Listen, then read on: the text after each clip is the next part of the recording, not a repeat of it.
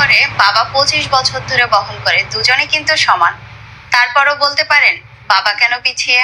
মা বিনা বেতনে সংসার চালায়, আর বাবা পুরো বেতনের টাকাটাই সংসারের পিছনেই খরচ করে। দুজনের প্রচেষ্টা কিন্তু সেম, তারপরেও কেন জানি না বাবারা পিছিয়ে। মা আপনার পছন্দ মতো খাবার রান্না করে, আর বাবা আপনি যেটা চান সেটাই এনে দেয়। দুজনের ভালোবাসা কিন্তু একই, তারপরেও এই সমাজে মায়ের ভালোবাসাকে উচ্চতার দেখানো হয়। কেন জানি না বাবারা পিছিয়ে।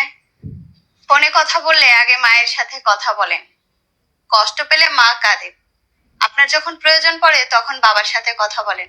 কিন্তু বাবার কি কষ্ট লাগে না যে আপনি অন্য সময় তার খোঁজ নেননি? ছেলে মেয়েদের কাছ থেকে ভালোবাসা পাওয়ার ক্ষেত্রে বাবারা কেন পিছিয়ে তা আসলে জানি না। আলমারি ভরে যায় রঙিন শাড়ি আর বাচ্চাদের অনেক অনেক জামা কাপড় দিয়ে, কিন্তু বাবার জামা খুবই কম। নিজের প্রয়োজনের তোয়াক্কা না করে পরিবারের সবার প্রয়োজন মেটায়, তারপরেও কেন জানি না বাবারা অনেক পিছিয়ে। আলমারিতে মায়েদের অনেক স্বর্ণ গয়না থাকলেও বাবাদের কিন্তু একটা আংটিই থাকে, যেটা তাদের বিয়ের সময় শ্বশুর বাড়ি থেকে দেওয়া হয়। অনেক গয়নাগাটি নিয়েও মা কিন্তু অভিযোগ করতে পারে, বাবারা করে না। তারপরেও কেন জানি না বাবারা পিছিয়ে। বাবারা কঠোর পরিশ্রম করে পরিবারের যত্ন নেওয়ার জন্য, তারপর যখন স্বীকৃতি পাওয়ার কথা আসে কেন জানি না বাবারা পিছিয়ে যায়। উৎসব আসলে মা বলে আমার নতুন শাড়ি লাগবে, অথচ বাবা তার নতুন পোশাকের কথা ভাবেও না। ঠিক।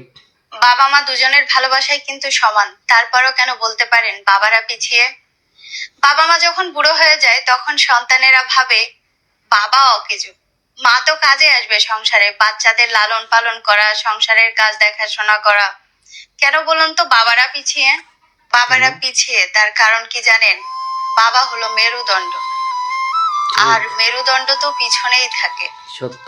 অথচ এই মেরুদণ্ডের কারণেই আমরা শক্তভাবে মাথা উঁচু করে দাঁড়িয়ে থাকতে পারি। এটা সত্য কথা। এ কারণে হয়তো বা বাবারা পিছিয়ে। ভালো বটগাছ। বাপই জানে সংসার চলাতে কিরম হিমশিম খাতে হয়, বাপ ছাড়াও কেউ বুঝবে না। এই কথাটাই আপুরা বলেছে। তা ধন্যবাদ আপুকে। আপুর কথাগুলো শুনতে বলতে অনেক ভালো লাগছে আমার। দয়া করি আপু আরো ভালো ভালো ভিডিও বানাক, আর শিক্ষামূলক ভিডিও সবাইকে উপহার দিক। যাদের বাপ মার প্রতি ভালোবাসা আছে কমেন্টে জানান। ধন্যবাদ। আল্লাহ হাফেজ।